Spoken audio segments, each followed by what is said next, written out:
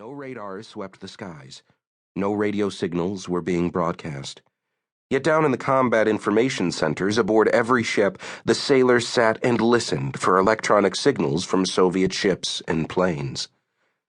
Russian planes were aloft this afternoon over the North Atlantic, searching for the United States. They had been searching for 3 days now and still hadn't found her out here in these millions of square miles of ocean. The Americans were making the search as difficult as possible. The United States had been sailing east under a thick frontal system for 5 days, hidden from the cameras of reconnaissance satellites ever since she left Chesapeake Bay.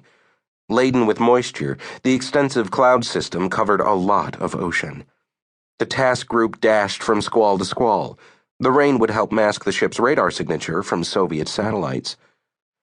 The exit into the North Atlantic had been aided by 2 nuclear-powered attack submarines.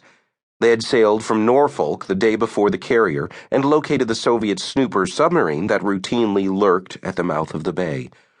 The American boats dashed back and forth at high speed to screen the noise of the departing task group, which slipped away to the southeast while the Russian vainly tried to sort out the screw noises of the warships from the cacophony made by the American subs and the dozen or so merchantmen entering and leaving the bay. Part of the problem for the Soviets was that the American task group was not now where it should be, on the main sea lane from the Chesapeake to the Strait of Gibraltar. It was almost 250 miles south of it. So the Russians were still searching the huge empty ocean, looking for a silent needle that moved erratically and relentlessly. At present, the nearest Soviet ship was a trawler outfitted with an array of sensitive antennas 200 miles to the northeast. The trawler's crew would tattle to long-range naval bombers if they heard anything. The search and evasion were games, of course, for the Soviets and the Americans. Each side was training its combat crews. Each side was letting the other see its capability. Each side sought to intimidate the other in order to prevent the final war that the citizens of neither country wanted. In the cockpit of his F-14 Tomcat, Jake Grafton listened to the electronic countermeasures equipment, the ECM. This gear could detect the transmissions of Soviet radars while the fighter was still so far away from the emitting radar that the signal would not return in a usable form. In other words, while the F-14 was still out of detection range.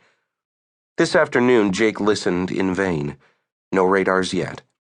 He watched the altimeter record their progress upward and occasionally checked his wingman visually.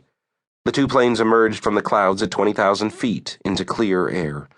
To the west, the sun was still 20 degrees above the horizon, but it was blurred and indistinct above a thin cirrus layer at about 40,000 feet. The light here was soft, diffused, and the visibility excellent. Jake leveled the flight at 30,000 feet at 0.8 Mach, 300 knots indicated. "Okay, CAG," Toad said over the intercom, the ICS. "I'm receiving the E2's data link. Our targets are about 180 miles away, bearing 020. Jake came right to that heading and adjusted the brightness and gain on the horizontal situation display on the instrument panel in front of his knees. On this scope, he could see a copy of the picture the RIO had on the tactical information display in the rear cockpit. Sure enough, there was the threat display. Even though the American fighters and ships were not emitting, they could see the Russians. The United States was keeping an E-2 Hawkeye radar plane airborne around the clock.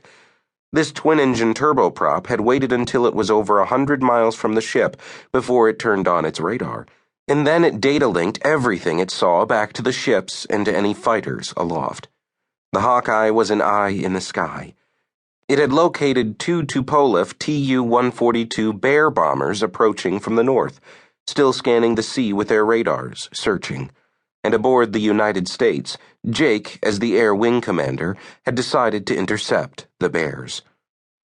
Now the ECM warning light on the right window frame directly in front of Jake began to flash. "We're receiving radar signals from Ivan," Toad said. The main ECM panel was in his cockpit, since in combat the pilot would be too busy to check it. "I don't want these guys to know we're coming until we're on their tails," Jake told his RIO. "What's their heading?" "They're going 280 at about 400 knots, sir. You may want to come right another 20 degrees. Then when we pass behind their port beam,